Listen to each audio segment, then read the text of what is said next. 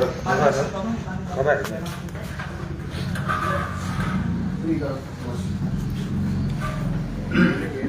siap? Siap.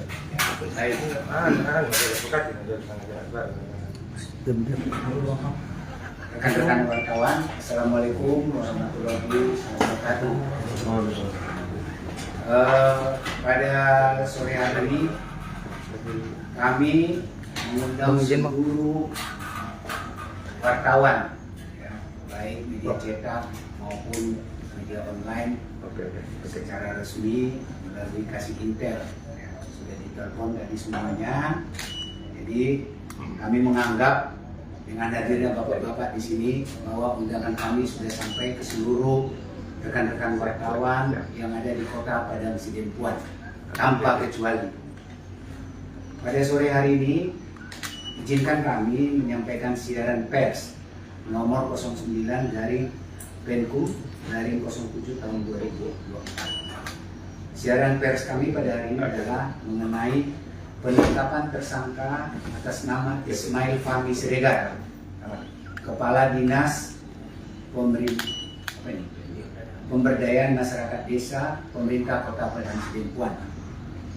Penyidik Kejaksaan Negeri Padang Sidempuan telah menetapkan Ismail Fahmi Siregar, Kepala Dinas PMD Kota Padang Sidempuan tahun 2023 sampai 2024 sebagai tersangka dugaan tindak pidana korupsi, penyalahgunaan kewenangan dan atau pemotongan terhadap alokasi dana desa dalam kurung ADD sebesar 18% per desa se-Kota Padang Sidempuan yang terjadi tahun 2023.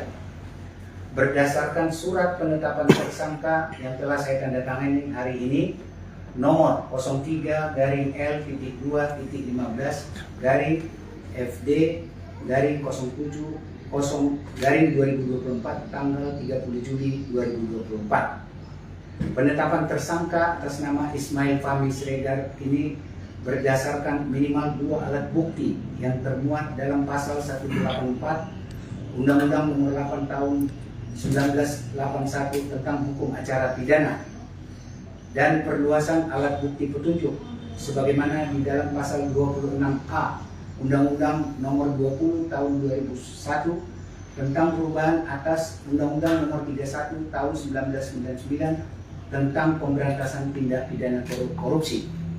Dan hal ini juga kami penyidik telah mengacu kepada putusan Mahkamah Konstitusi Nomor 21 dari PUU besar garis datar 12 Romawi garing 2014.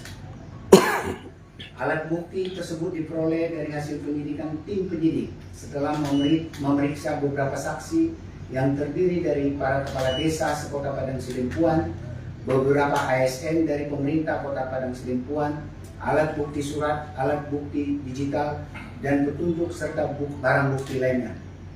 Alat bukti yang diperoleh ini memperkuat keyakinan penyidik untuk menetapkan saudara, maaf ya, saya bikin inisial ya, bukan Ismail Fahmi ya, tadi saya salah baca. Ya, tolong ya, nanti dikoreksi ya. Ya. IFS ya, penyidik untuk menetapkan saudara IFS sebagai tersangka, dan dengan penetapan tersangka ini memperkuat kewenangan dari tim penyidik Kejaksaan Negeri Padang Sidempuan untuk melakukan upaya-upaya paksa terhadap tersangka IFS sesuai dengan kewenangan penyidik yang diatur di dalam Hukum Acara Pidana, sehingga kami mengharapkan akan mempersempit dan membatasi ruang gerak dari tersangka ini untuk menghindari proses hukum yang sedang berjalan terhadap tersangka, sehingga penyidik akan meminta bantuan stakeholder terkait untuk mencekal yang bersangkutan bepergian kemanapun dan memasukkan yang bersangkutan ke dalam daftar pencarian orang sebagai tersangka atau DPO tersangka.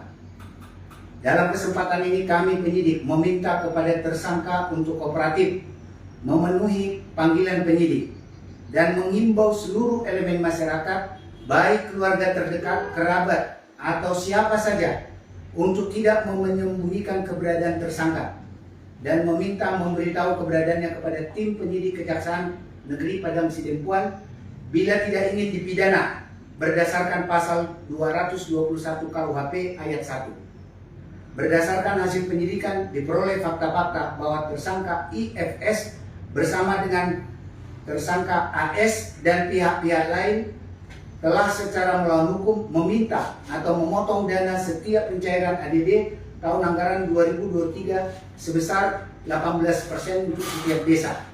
Dan dana tersebut telah digunakan untuk kepentingan pribadi tersangka dan pihak-pihak lain yang melanggar ketentuan pidana. Pertama, pasal 2 huruf E Undang-Undang RI nomor 31 tahun 99 tentang pemberantasan tindak pidana korupsi sebagaimana telah diubah dengan Undang-Undang RI nomor 20 tahun 2001 tentang perubahan atas Undang-Undang RI nomor 31 tahun 99 tentang pemberantasan tindak pidana korupsi junto pasal 55 ayat 1 ke 1 KUHP, atau kedua, primer pasal 2 ayat 1 junto pasal 18 Undang-Undang RI nomor 31 tahun 99 tentang pemberantasan tindak pidana korupsi sebagaimana diubah dengan Undang-Undang nomor 20 tahun 2001 tentang perubahan atas Undang-Undang RI nomor 31 tahun 99 tentang pemberantasan tindak pidana korupsi junto pasal 55 ayat 1 ke 1 KUHP, subsidiar pasal 3 junto pasal 18 Undang-Undang RI nomor 31 tahun 99 sebagaimana diubah dengan Undang-Undang RI nomor 20 tahun 2001 tentang pemberantasan tindak pidana korupsi junto pasal 55 ayat 1 ke 1 KUHP. Demikian siaran pers hari ini pada tanggal 30 Juli yang saya tanda tangani sendiri selaku Kepala Kejaksaan Negeri Padang Sidempuan. Ya, tolong nanti dikoreksi, saya bilang IFS ya. Itu siaran pers yang pertama. Lanjut saya siaran pers yang kedua.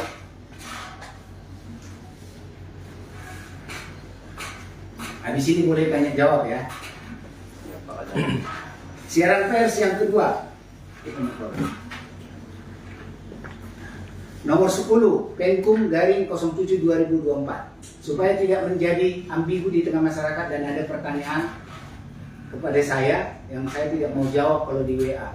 Jadi saya menganggap semua yang akan saya jawab itu adalah dalam bentuk siaran pers. Ya. Kejaksaan Negeri Padang Sidempuan telah memanggil mantan Wali Kota Padang Sidempuan Irsan Effendi Nasution selaku mantan Wali Kota Padang Sidempuan. Tim penyidik Kejaksaan Negeri Padang Sidempuan memanggil untuk kedua kalinya mantan Wali Kota Padang Sidempuan Irsan Effendi Nasution sebagai saksi dalam perkara dugaan tindak pidana korupsi, penyalahgunaan kewenangan dan atau pemotongan terhadap alokasi dana desa sebesar 18% per desa sekota Padang Sidempuan 2023. Pemeriksaan sebagai saksi atas nama Irsan Effendi Nasution akan dilakukan di kantor Kejaksaan Negeri Padang Sidempuan hari Kamis, tanggal 1 Agustus 2024. Pemanggilan ini adalah pemanggilan yang kedua yang telah dilayangkan oleh penyidik melalui pemerintah Kota Padang Sidempuan pada tanggal 19 Juli 2024. Oleh karena itu, kami menganggap bahwa panggilan ini telah sama atas nama Irsan Effendi Nasution telah juga dilayangkan kepada yang bersangkutan untuk pemanggilan yang pertama melalui Kepala Lingkungan 3 Kelurahan W4 Kecamatan Padang Sidempuan Utara yang diterima oleh Khairul Saleh Sikumbang dan Kepala Lurah W4 Kecamatan Padang Sidempuan Utara. Namun berdasarkan keterangan yang bersangkutan bahwa saksi atas nama Irsan Effendi Nasution sudah tidak ada di rumah pribadinya. Penyidik Kejaksaan Negeri Padang Sidempuan merasa perlu meminta keterangan yang bersangkutan dalam peran dan kapasitasnya sebagai Wali Kota Padang Sidempuan periode tahun 2018 sampai dengan 2023. Ada beberapa hal yang ingin dikonfirmasi kepada yang bersangkutan terkait dengan adanya dokumen-dokumen yang ditandatangani oleh beliau dalam kapasitasnya sebagai Wali Kota Padang Sidempuan. Oleh karena itu, kami meminta kepada yang bersangkutan untuk kooperatif memenuhi pemanggilan tim penyidik Kejaksaan Negeri Padang Sidempuan. Penyidik Kejaksaan Negeri Padang Sidempuan telah menemukan fakta dan data adanya pemotongan terhadap alokasi dana desa atau ADD sebesar 18% per desa sekota Padang Sidempuan tahun 2023. Dalam perkara ini juga kami perlu menyampaikan penyidik telah menetapkan 3 orang sebagai tersangka, yaitu atas nama IFS ya pada hari ini kita tetapkan, yang kedua AN dan yang ketiga MKS. Ya, itu siaran pers kita pada hari ini. Terima kasih kami sampaikan kepada rekan-rekan wartawan. Saya tutup. Wabillahi taufiq wal hidayah. Wassalamualaikum warahmatullahi wabarakatuh. Waalaikumsalam. Ya, Izin Pak Pak. Kajari. Ini kan ya, Pak Kajari, ini kan ada tadi pemanggilan atas mantan wali kota periode 2018-2023 atas nama Ihsan Effendi Nasution. Itu nanti kalau umpamanya di pemanggilan nanti tidak menghadiri, upaya dari kejaksaan apa ya Pak Kajari? kami akan melakukan upaya-upaya sesuai kewenangan yang ditetapkan oleh KUHP. Ya. Apa lagi? Itu. Izin Bang, saya Indra dari News Ya. MNC Media. Saya mau bertanya tentang peran masing-masing tersangka ini, Pak. Jadi gini Pak, makanya kadang-kadang saya sama wartawan itu kalau bertanya substansi, saya tidak pernah mau jawab. Karena apa? Takut mengaburkan ya penyidikan kita di lapangan. Ya, itu. Yang jelas kami selalu menyampaikan perkembangan yang menurut kami sudah pantas dan layak untuk dipublikasikan. Ya. Tolong bantu kita. Saya jangan didesak kalau ditanya apa peranan masing-masing gitu. Ya. Kayak Gitu. jadi pertanyaan publik juga ini Pak. Ya, nanti kan itu akan dibuka secara terbuka di persidangan yang terbuka untuk umum. Itu. Ya. Saya izin Pak Kajari, Ya. mungkin ini di luar konteks dari masyarakat. No? Kami melihat memantau beberapa hari ini ada kejaksaan ini selalu didatangi oleh para pengunjuk rasa dengan bawa spanduk, sebenarnya itu konstitusi. Sebenarnya Bapak bisa menceritakan apa yang terjadi sebenarnya Pak? Saya juga tidak tahu apa yang terjadi. Itu kan apa namanya berdemokrasi, silakan aja orang unjuk rasa. Ya kan? Saya pada dasarnya melakukan, bolehlah bapak-bapak cek, ya kan? Saya pada dasarnya melakukan tugas dan kewenangan saya berdasarkan rambu-rambu yang sudah ditetapkan oleh peraturan-peraturan maupun aturan internal dari kejaksaan. Silakan kalau ada yang tidak baik terhadap perilaku teman-teman penyidik atau saya selaku kepala kejaksaan, silakan sampaikan secara terbuka. Bila perlu laporkan juga ke kejaksaan agung, saya tidak ada masalah. Biarkan pimpinan yang akan menilai dan menguji apakah laporan-laporan itu benar atau tidak. Gitu. Karena informasinya Pak ada pernyataan Bapak yang perlu harus Bapak klarifikasi. Jadi begini, saya pernah mengatakan kepada teman-teman, dengan siapapun saya akan terbuka. Ya. Saya dengan siapapun, wartawan atau apapun, silakan berdiskusi. Ya. Hidup Kajari. Ya, saya selalu menganggap bahwa wartawan itu adalah mitra saya. Ya, mitra saya. Kenapa? Kinerja saya tidak akan diketahui masyarakat, apa positif atau negatif, kalau teman-teman wartawan ini tidak mempublikasikan. Ya, itu yang bisa saya sampaikan. Tidak ada, saya tidak mau bersahabat dengan wartawan. Kita selalu bersahabat dengan siapapun, jangankan wartawan. Ya. Orang kecil, ya, orang susah. Nah, bapak kan bisa lihat, saya turun ke desa-desa melakukan healing, ya, bagi korban pelecehan seksual, buat orang-orang masyarakat yang tidak mampu, saya langsung mendatangi dari rumah ke rumah. Ya. Jangan saya dicurigai untuk hal-hal negatif. Ya. Kalau ada yang tidak puas, silakan. Karena tidak bisa kita semua masyarakat kita bikin puas atas kinerja saya. Tolong didukung saya sudah kerja mati-matian ya, untuk memberikan warna di Kota Padang Sidempuan ini. Ya, untuk memberikan warna yang mungkin dulu-dulu berbeda. Itulah warna saya dalam pelaksanaan tugas. Saya sudah diberikan kewenangan oleh pimpinan, saya laksanakan dengan maksimal. Ya. Pak Kajari, itu kan ada demo itu dari katanya pers apa dari mana gitu ya kan, untuk copot Kajari. Apa ini ada dugaan untuk menghalangi Kajari untuk mengapakan apa ya, kasus yang lagi ditangani lagi viral oleh Kajari Sidempuan ini? Saya tidak akan komen. Izin, Pak Ya. Kajari, terakhir mungkin Pak Kajari saya. Kalau boleh tahu dugaan sementara kerugian negara terhadap kasus pemotongan ADD ini apakah juga ada Pak Kajari? Mungkin Pak Kajari. Jadi nanti Bapak hitung aja, ya kami juga masih menghitung. 18% dari ADD, ya Bapak boleh cek di APBD berapa ADD setiap desa? Ya, kisarannya sekitar berapa? 921 juta rupiah setiap tahun. Per desa. Silakan, per desa. Silakan aja Bapak hitung lah. Ya, kalau nanti saya sampaikan karena angka itu nanti bisa berubah-berubah. Ya. Gitu. Namun kalau perhitungan resminya belum. Nanti akan kita sampaikan.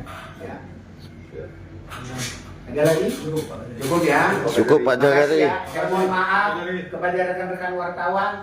Kalau ada sikap kita, tolong disampaikan nih secara terbuka. Saya sampaikan kepada wartawan yang hadir di sini maupun yang tidak hadir. Ya.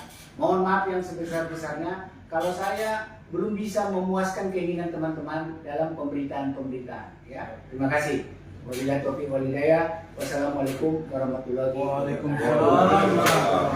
Hidup Pak Kajari. Hidup. Ya.